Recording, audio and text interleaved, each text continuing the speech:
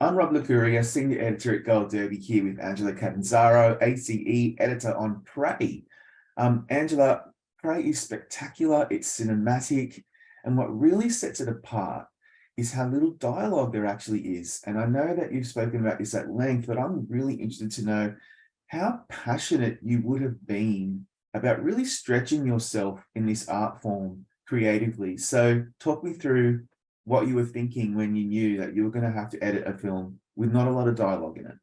Yeah, well, certainly we started with more than we ended up with. There was a lot more dialogue in the script.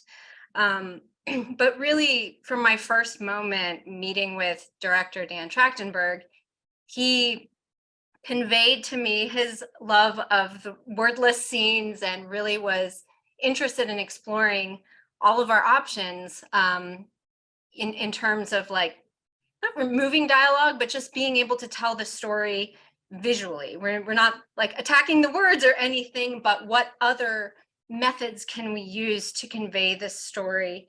And we really found that so much of the drama just didn't require dialogue, and we did have some dialogue in Comanche as well, and it wasn't actually important that people really understood the exact meanings of those, necessarily all of those words either. Similarly for the French trappers, which we never subtitled, because so much of what was happening on screen was just, it wasn't necessarily obvious, but it was conveyed by our brilliant actors, and helped, of course, with sound design and our terrific score. And a lot of it was just simply emotional, and that did not require a lot of dialogue. So we started, and it was sort of like a reductive process in a way, and maybe sometimes we took away more than we needed to. But for me, that's always one of my favorite exercises to do as an editor, is to see, I mean, I'm very much a minimalist when it comes to dialogue, to see how much we can do with just a little bit. And I feel like it's always a very rewarding experience for the audience when they can just watch and hear and still have a very, the scene can still have a very profound impact on the viewer. Yeah. So we did that in a number of scenes, and yeah, I think it was really, really effective. And it enabled us to create some scenes, make them into more of a montage too, and not so linear, which Yeah. is also something I absolutely love doing. I just keep thinking like, obviously as a layperson, I'm not an editor, but I feel like when you have a dialogue heavy scene, you have certain markers that you're able to kind of use. You can use that shot, then you use the return shot, they're having a conversation. You don't get to rely on dialogue as a form of scene punctuation, and that which often guides the pace of an edit. And so that's a really tough job for you to do. And it's such an accomplishment that you're able to achieve something so pacey and so intimate. Are there any examples of what you're looking for? Are you looking for like facial expressions, action, something in the background? What are you doing to punctuate the scene to allow that pace? Well, sometimes it's all of those things, but I think above all, this really is, yes, it is an action movie. It is a franchise movie. So there are certain things that, audiences are going to be looking for, but it really is the story of a girl who wants to be a warrior. She wants to be a hunter. And so it is really her story. And so getting as intimate with her as we can, it's those facial expressions, the looks, the way she interacts, even with her dog. We really want to, and we need to care about her, because this is entirely her journey.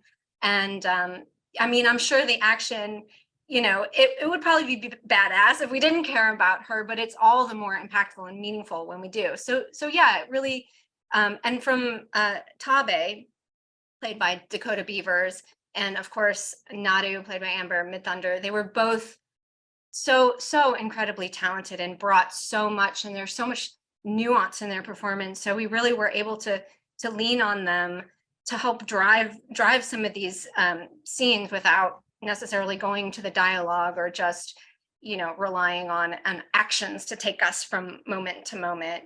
We really could allow the emotion to carry us from moment to moment too. Yeah. It makes so much sense because the film is really lean. It's not bloated. I just feel like you never let up with us. And by the end of it, I'm like, oh my God. And I've seen plenty of movies like this Predator movie sequels and other Aliens and stuff like that. And they're all awesome. That's the genre that I love. This film, though, is so set apart because of character.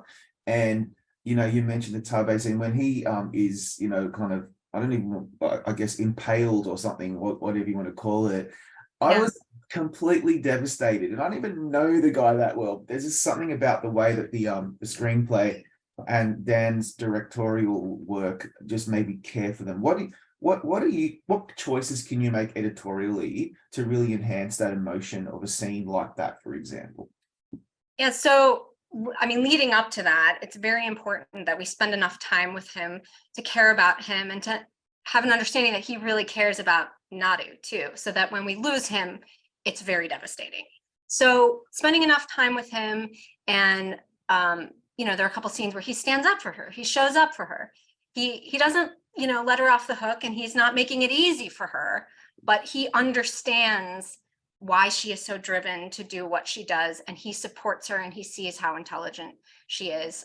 So we have those moments where that we clearly see that on screen, but that specific moment where he is killed, we did a lot of iterations of that moment. It really plays on Nadu, her shock, the horror, the sadness of the moment, but we also went into an interesting world of sound design where that scene, once he's impaled, it does not play literally. We have a lot of things are very boomy, very there's a lot of reverb happening. We have a really haunting, sparse score. All of those things, that the entry is pretty subtle, but it sort of transports you emotionally. I mean, we hope that is the goal, is to emotionally transport you to another plane, so that death is particularly impactful, and we really feel that loss. And it is a gut punch. So there were things emotionally we did, but like editorially with the sound and the music, those played such a huge part in really making that moment as impactful as it could be. And then we have other scenes. I'm thinking of a particular action scene it's a sequence that completely blew me away, and that is like when there's a chase through the woods and then it ends up in this tall grass. It's so compelling because you go from overhead shot to long shot to mid shot. I don't even remember if there's any close-ups. There might be kind of almost close-ups. It's such a science and an art that you're able to curate the shots in a certain way that made us just physically be on the edge of our seats. It's a really interesting thing that you're able to do that. Talk me through something like that. What choices are you making there to make us feel that way? Because we're not even noticing at the time, but then later on you realize, a lot of that was in the edit room.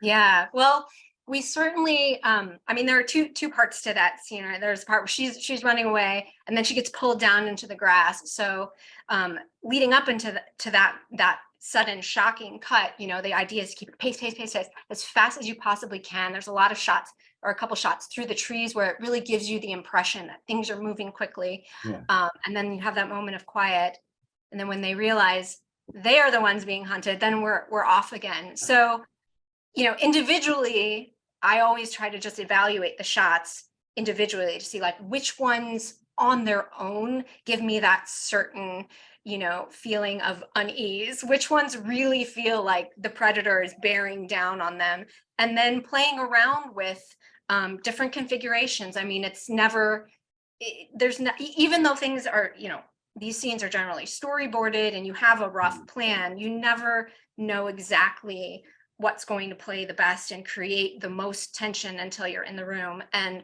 so we did play a lot with where to go wide and where to be tighter, and some of those camera moves that are on the ground following or running, those are some of the most intense shots. So you don't want to overdo it with those, but make sure you choose to get them in there, or that you get them in there at just the right moment for maximum impact. We had a lot of fun with that sequence. And then, once you find what we hope is the best configuration, then we tighten and tighten and tighten and trim and make sure we just have just as much as we need of every shot to really keep the momentum up in that sequence and really make it, like a heart pounding chase. How do you know when you've got it? Like, we're all perfectionists in our own field. I'm sure you are, Dan. What happens when, like, do you eventually just have to let it go, or do you, like, what kind of editor are you? Are you something that just continually tries to chisel it down to something that really makes you happy? How does that work in your mind? It really depends on the scene. I mean, there are scenes that I would probably revisit forever and ever, that I just never feel like we quite nailed it, that everybody was happy with. They played very well, everyone loved them, but there are always a few where you're like, oh, well, could we have tried this other thing? We did probably more than I've ever been able to experiment on any project. We did experiment a lot. So I feel like we saw more versions of every scene than I generally get to generate on any, on most of the other projects I've worked on. So that was great.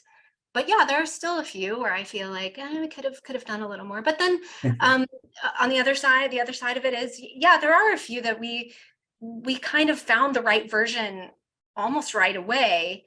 And we made small tweaks, and sometimes we made bigger tweaks, and then we sat with it that way for a while, and then it went back to the original version. So we never left anything alone, but some of the original iterations did, exist in the film with only some small tweaks. So yeah, it really depends. But yeah, sometimes they do have to just rip it away from you. Take it away. The action in this film is obviously very frenetic, and you're compiling intricately choreographed fight sequences. A lot of work's been put into those fights, and I always wonder how difficult is it to edit a fight sequence when there's so much movement in the frame. This is going to sound strange, but I find cutting action a lot easier and simpler than cutting complicated emotional scenes. Dialogue scenes between two people sometimes are the most difficult things to really get right. Yeah. Action for me, I enjoy it more than anything. If I had to cut something, it's maybe not the most fulfilling, but it is the most fun. It is more like a puzzle than anything else. And I think most editors gravitate towards, we're puzzle solvers. So you have more pieces than you do in a dialogue scene, and they all have to fit together in a certain way. And for me, the most important thing cutting an action sequence is to really trust my instincts. When I see the shots for the first time, so if they do 10 takes of this one action, there's always going to be one or two that I find initially, oh, that's the one, that's the most impactful. And a lot of times with action, you revisit it over and over again and you second guess things. But I think it's really important to remember how that your first viewing made you feel, because the audience is only ever going to see that action sequence once. So if a punch played when you watch dailies, then that's the one to use. But we did have some previs, we had stunt viz, we had amazing stunt coordinator and stunt people, and I think Jeff Cutter did an amazing job shooting the sequences. So they did, they appear seamless, and of course the VFX work. It really, like those, especially that last fight was, such a collaborative effort by everyone on the team, and that was the most fun I think I had putting that together. I can imagine. And then what specific skills come into play when you're working so closely with the VFX team to bring the alien predators to life? Because that's a whole other thing as well. Yeah, imagination for one.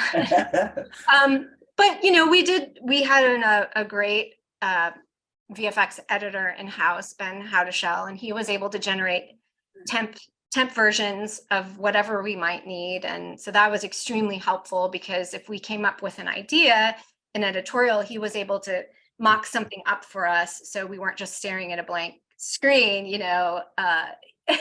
just trying to time out how long it would take for the predator to do this specific action we were looking for. He was able to generate something for us. But yeah, a sense of pace and timing and really imagination. But I think, and I guess organization too, because when you're dealing with so many visual effects, keeping things organized in the tracks, and that's a testament to the assistant editors on this project who did a tremendous job organizationally, just making sure that everything was in order, because we did have a fair amount of visual effects and some pretty complicated sequences. Yeah, absolutely. You received your second Ace Eddie nomination this year for Prey. What was that like? How are you feeling being a nominee again? It was as exciting as it was the first time. I think it's especially cool to be recognized by your peers, because these are folks doing the same work that I am, and people that I have learned from and looked up to and still have so much to learn from. So that was really, really special. Very special, for sure. Yeah, I always wonder if the first one's amazing because it's your first time, but the second one's like a little pat on the back to say, no, that wasn't a fluke. We really think you're good. Yeah, I guess it was a little extra validation. Okay, you're still doing okay. You're still doing. We still like you. Yeah, exactly. Do you think there's going to be a sequel or another prequel? Like, I'm waiting for an announcement. What's happening? Anything? I don't, I have a Google alert for Prey, Predator, just like everyone else. And of course I'm in communication with Dan and Ben, our producer, but I don't think anyone really knows. But wouldn't it be great? It would really be really damn good. Well, Angela, congratulations on some beautiful work. If there's any justice, we will see you on the Emmys red carpet. And thank you so much for your time today. Thank you so much. So good to talk to you.